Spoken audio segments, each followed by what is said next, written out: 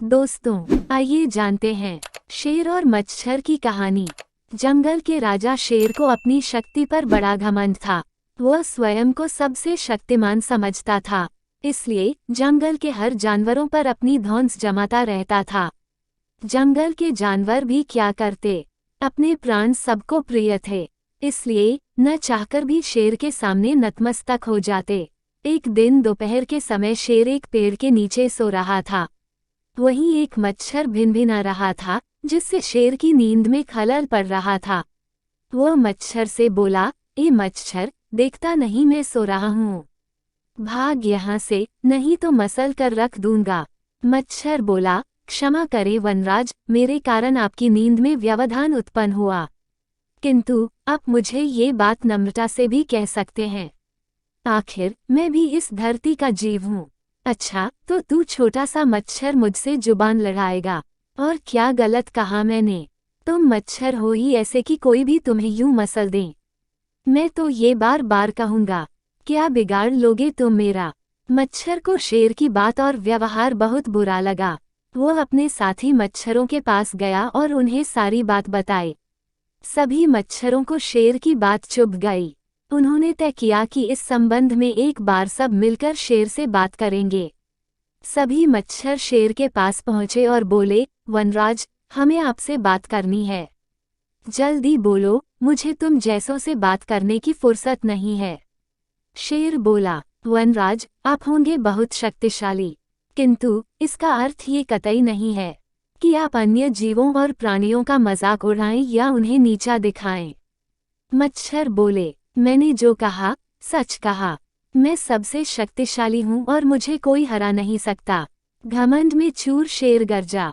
ऐसा नहीं है, अगर आप शक्तिशाली हैं तो हमें भी इतना सामर्थ्य है कि आवश्यकता पड़ने पर हम किसी का भी सामना कर सकते हैं और उसे हरा सकते हैं। हम आपको भी हरा सकते हैं। मच्छर भी चुप न रहे।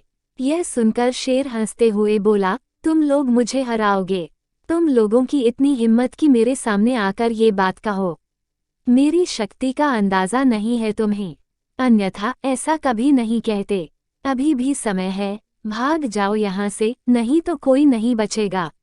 शेर के घमंड ने मच्छरों को क्रुद्ध कर दिया। उन्होंने ठान लिया कि इस शेर को मजा चखा कर ही रहेंगे। वे सारे एकजुट हुए और शेर पर टूट पड़े। वे जगह जगह उसे काटने लगे। वह दर्द से कराह उठा। इतने सारे मच्छरों का सामना करना उसके बस के बाहर हो गया। वह दर्द से चीखता हुआ वहां से भागा, लेकिन मच्छरों ने उसका पीछा नहीं छोड़ा। वह जहां भी जाता, वे भी उसके पीछे जाते और उसे काटते। आखिरकार शेर को झुकना पड़ा। उसने हार मान ली। वह मच्छरों के सामने गिड़गिड़ाने लगा, मुझे बख्श दो, मुझसे गलती हो गई, जो मैंने तुम्हें तुच्छ समझकर तुम्हारा मजाक उड़ाया और तुमसे बुरा व्यवहार किया। आज तुमने मेरा घमंड तोड़ दिया है। अब मैं कभी किसी को नीचा नहीं दिखाऊंगा। मच्छरों ने शेर को सबक सिखा दिया था, इसलिए उन्होंने उसे काटना बंद कर दिया।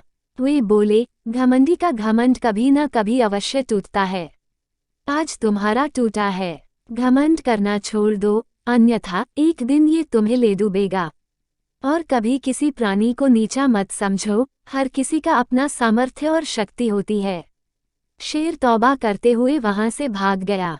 दोस्तों, हमें इस कहानी से यह शिक्षा मिलती है कि कभी भी घमंड नहीं करना चाहिए, क्योंकि घमंडी का सिर हमेशा नीचे हो जाता है। दोस्तों, ऐसे ही रोचक कहानी सुनने के लिए हमारे YouTube चैनल SK हिंदी कहानी को सब्सक्राइब और लाइक करें। धन्यवाद।